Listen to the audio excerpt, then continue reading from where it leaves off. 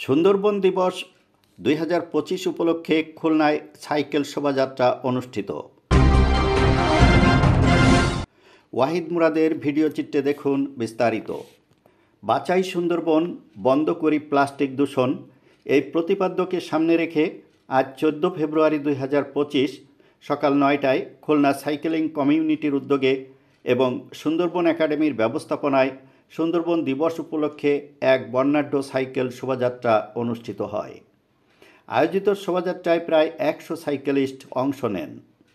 শোভাযাত্রাটি খুলনার শিববাড়ি মোড় থেকে শুরু হয়ে রয়্যাল মোড়, পিটিআই মোড়, আহসান আহমেদ রোড, বাংলাদেশ ব্যাংকের পিছন দিয়ে পিকচার প্যালেস মোড় হয়ে খুলনা প্রেস ক্লাবে এসে শেষ হয়।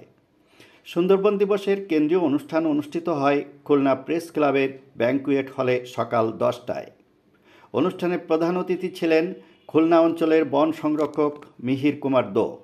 বিশেষ অতিথি ছিলেন খুলনা বিশ্ববিদ্যালয়ের ফরেস্ট্রি অ্যান্ড উড টেকনোলজি ডিসিপ্লিনের অধ্যাপক ডক্টর নাজমুস সাদাত ও অধ্যাপক ডক্টর ওয়াসিউল ইসলাম, খুলনা প্রকৌশল ও প্রযুক্তি বিশ্ববিদ্যালয়ের অধ্যাপক ডক্টর মোহাম্মদ মঞ্জুর মোর্শেদ ও অধ্যাপক ডক্টর কাজী হামিদুল বারী এবং খুলনা প্রেস ক্লাবের আহ্বায়ক এনামুল হক।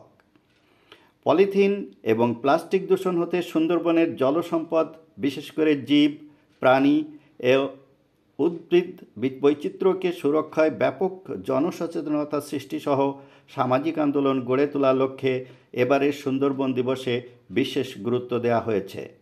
সুন্দরবন সন্নিহিত ৫টি জেলার ১৭টি উপজেলা, যেগুলি সুন্দরবনের ইম্প্যাক্ট জোন হিসেবে পরিচিত, সেখানে নানাবিধ সচেতনতামূলক কর্মসূচি পালন করা হয়। আয়োজকরা জানান, এই কর্মসূচির উদ্দেশ্য ছিল সুন্দরবন রক্ষায় জনসচেতনতা তৈরি করা এবং প্লাস্টিক দূষণের বিরুদ্ধে বার্তা পৌঁছে দেওয়া। অংশগ্রহণকারীরা পোস্টার ও ব্যানার নিয়ে সাইকেল চালিয়ে পরিবেশ রক্ষার প্রয়োজনীয়তা তুলে ধরেন। সুন্দরবন বিশ্বের অন্যতম গুরুত্বপূর্ণ ম্যানগ্রোভ বনভূমি, যা জলবায়ু পরিবর্তনের বিরুদ্ধে প্রাকৃতিক প্রতিরক্ষা হিসাবে কাজ করে। তবে প্লাস্টিক দূষণ সহ নানা পরিবেশগত চ্যালেঞ্জের মুখে এটি হুমকির সম্মুখীন।